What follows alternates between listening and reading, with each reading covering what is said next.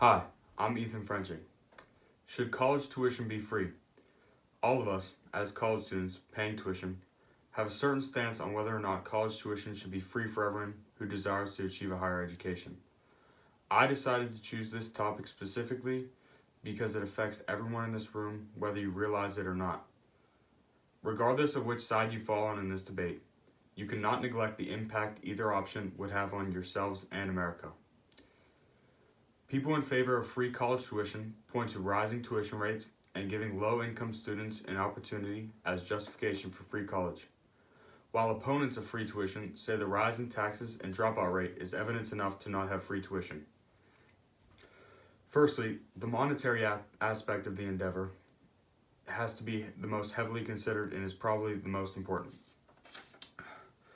College tuition, as we all know, is astronomically high, and it shows no signs of decreasing anytime soon. A raise in the price of any product in the economy is actually typical because of inflation. However, colleges are actually raising tuition at higher rates than inflation is increasing. So what does this mean? You're paying a higher dollar amount than you would have in the past, a real dollar amount. Both my parents are college graduates, and they each graduated college with only $20,000 in student debt.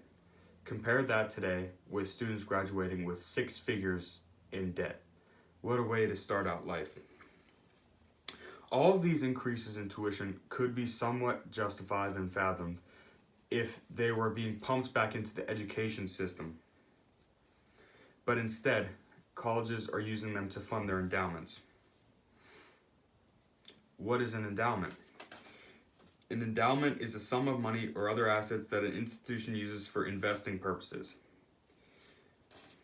According to Mark Willey, in his 2012 paper, Taxing and Tuition, 73 colleges had endowments over $1 billion. So they're charging you more money to invest and fatten their own pockets. Now you can understand why people are against free college. People are for free college tuition. On the contrary, opponents of a free post-secondary education would point to the burden on the taxpayers free college would present. The saying, "a free lunch is never free," embodies the thinking of them. No matter if something's free to you or not, somebody's always paying for it. So therefore, if college tuition was abolished, taxes would increase in some sector of the economy. And there's basically two schools of thought to how this would happen. As Vince Norton proposed in his Why Free College is Not a Good Idea paper in 2018, public education comes from property tax. So if college tuition were to be made free, it would most likely come from property tax. And most every American owns property tax, regardless of whether they went to college or one of their children or anybody they know are going to college. So it could be affecting them without them reaping any of the benefits of it. In 2019, the article Phil's Stock World,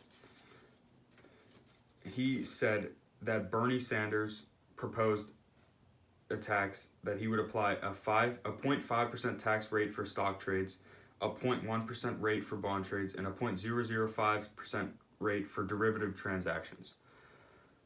Bernie Sanders, as we all know, is running for election, and his main running point is free college for everyone. So this is how they would pay for it.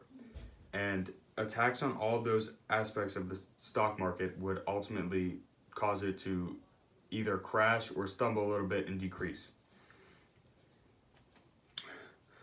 Aside from the monetary aspect of free tuition, those in favor of the proposition see giving students from low-income families the right of attending college is justifiable. Without a free tuition college-based system, many children aspiring to go to college that come from these low-income families are not able to do so because their families' pockets are not deep enough. Now, you ask the question, is this fair? Does everybody deserve the right to go to college? It's essentially the same as does everybody deserve the right for free public education? Everybody gets to go to K through 12 for absolutely nothing, and that's paid for by property taxes, as I just said. So that's another reason that proponents of a free college tuition are in favor of that. With all that said, the opponents of free college tuition point out making college free would attract people that are not meant for college and also students who would drop out without earning a diploma. So what does this mean? As we all know, everybody isn't meant for college per se.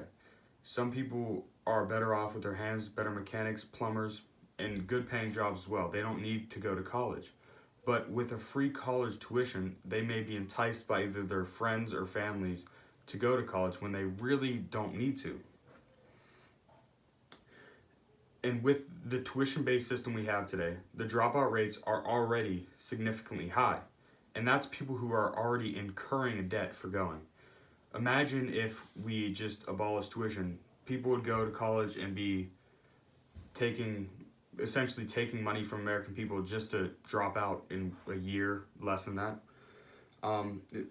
Vince Norton, in his 2018 paper, Taxing Tuition, also said, also with the abolishment of tuition at colleges, withdrawing from classes would be more frequent. So he agrees with that also. To wrap up, the proponents of free college tuition point to an increasing cost in relation to inflation and see the struggle of those people who cannot afford the outrageous college tuition costs.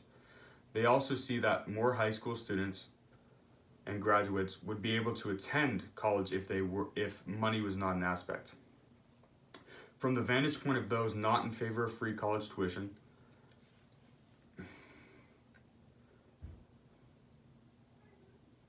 they see the extreme tax increases on people that may not be affected by free college tuition. They also conclude that students would drop out at a higher rate and essentially waste the money of the American people.